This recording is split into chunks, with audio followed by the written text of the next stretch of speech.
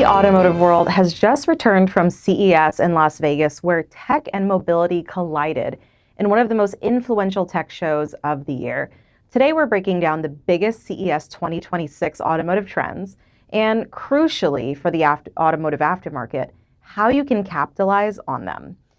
From AI-driven vehicles to new partnerships, this year's show wasn't just about the concept cars. It was about real, actionable tech that's going to shape how cars get serviced, upgraded, and accessorized for years to come. So let's talk a little bit about the AI and the software-defined vehicles, which seems to be the new core of automotive engineering. So one clear theme at CES was the rise of automotive AI and software-defined vehicles. OEMs and suppliers alike are shifting focus from hardware alone to software first, where centralized computing platforms define everything from vehicle safety to user experience. But why does this matter?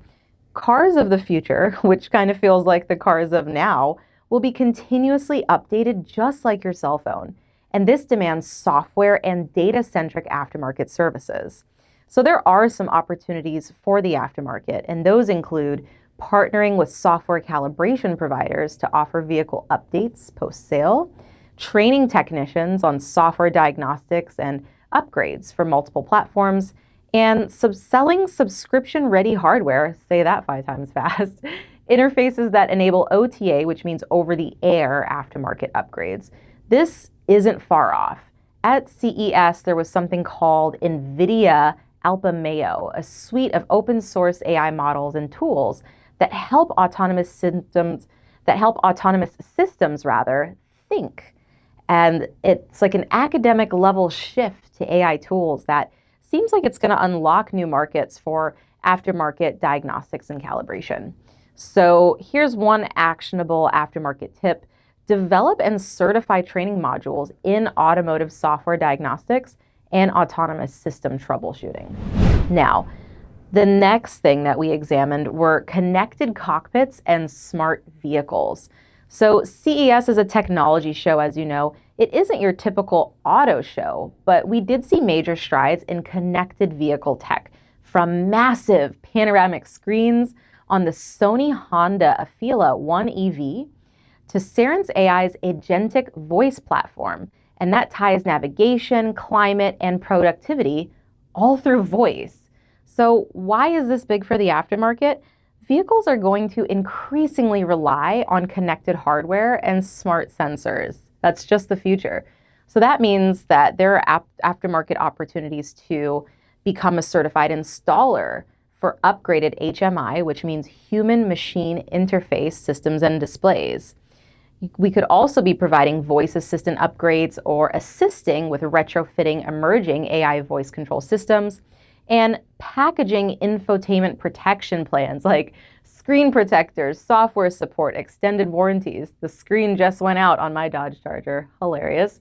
And for instance, aftermarket retailers can stock and install modular infotainment accessories compatible with voice and AI systems. So that's a growth segment as consumer expectations for this technology evolve. Now, we could not talk about vehicle technology without talking about advanced driver assistance, ADAS, and safety innovations, of which we saw a lot of. So from sophisticated radar to lidar combos, that was front and center.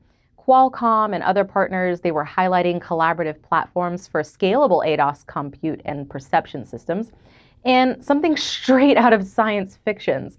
A company called Automotive unveiled a foldable steering wheel that retracts during autonomous driving, showing how interior components are adapting to autonomy. Like, it just sucked itself into the steering column. Okay, so there is an aftermarket opportunity here as well. And ADAS and active safety systems are complex and sensitive tech, but there's a huge need for calibration services after lane sensor or crash repairs. Certified ADAS installers, we've been hearing that a lot in the aftermarket. Aftermarket ADAS sensor covers and protective accessories. And data-driven fleet safety services for commercial customers. ADAS calibration in particular is an aftermarket skill that's only going to grow as more vehicles ship with advanced driver sensors. Of course, robotaxis and autonomous commercial mobility was also in the spotlight. And autonomy isn't just theory anymore. Both Waymo's next-gen Ojai robotaxi and Uber's collaboration with Lucid, Nuro, and NVIDIA were shown in prototype form at CES. This tech matters because of the commercial deployment of autonomous fleets is near. For the aftermarket, that could mean developing services for fleet maintenance and remote diagnostics, training technicians on autonomy-specific hardware replacement, and partnerships with mobility providers to host strategic service centers. So get ahead by building autonomous fleet service programs. These vehicles will demand aftermarket infrastructure just like traditional fleets.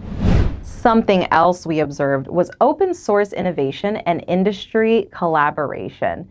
So one announcement that may not have hit mainstream headlines, but should, is the expansion of a major open source automotive software initiative, now including more than 30 companies in the global supply chain. For the aftermarket, open source stacks really mean lower barriers to entry for developing compatible software tools, easier third-party diagnostics and repair tools, and participation in community-driven automotive software ecosystems. Smart automotive players should explore open source toolkits and partner with publishers to develop compatible testing and calibration products. There was also a lot of really cool tech and unexpected mobility trends. So CES threw a few curveballs, like will.i.am's Trinity, an AI-powered three-wheeler that blurs the lines between mobility and digital assistant devices. And beyond cars, electric motorbikes, e-bikes, seaplanes, and trailer innovations were showcasing CES as a mobility show as much as it is an automotive show. So what's the aftermarket angle? You gotta think parts. Mobility tech expansion creates aftermarket niches. So 2- and 3-wheel aftermarket parts and accessories, charging solutions, connectors, solar trailer add-ons, cross-selling smart connected accessories for non-car platforms. The future of the aftermarket isn't just cars, it's the entire mobility ecosystem. So CES 2026, this was a really quick wrap-up, but it just made one thing clear, and that is that software, AI, connectivity, and autonomy are a driving force in vehicle tech. So for the automotive aftermarket, this isn't just a future trend, it's a right now opportunity.